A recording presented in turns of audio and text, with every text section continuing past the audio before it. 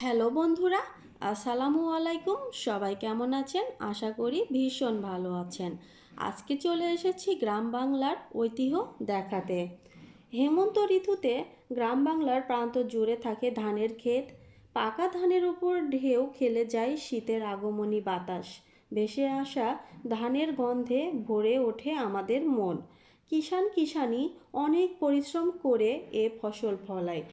প্রয়োজন অনুযায়ী মাটি প্রস্তুত করা, চারা রোপণ, পানি সেচ দেওয়া, সার দেওয়া, আগাছা পরিষ্কার করা ইত্যাদি নানা প্রক্রিয়ার মধ্য দিয়ে কাজ করতে হয়। এভাবে কঠোর পরিশ্রম করে কিষানি সবুজ ধানের চারা বড় করে। তারপর চারা গাছগুলো একসময় পেকে হলুদ হয়। দেখে মনে হয় হলুদ চাদর বিছানো মাঠ। এই সোনালি পাকা ধানের ক্ষেত ভিড় করে নানা পাক পাখালি। হেমন্তে পাকা ধান কেটে মাথায় করে নিয়ে আসা, ধান মাড়াই করে রোদে শুকানো, বাংলার এই চিরন্তন রূপ শিল্পীর তুলিতে উঠে এসেছে বারবার।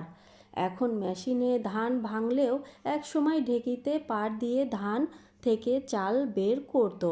বাংলাদেশের কোথাও কোথাও এখনও ঢেঁকি দেখা যায়।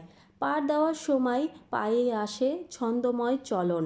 ঢেঁকির এই ওঠা নামায় তৈরি হয় শব্দ ও ছন্দ। আমরা সেখান থেকে পাই গানের কিছু উপকরণ।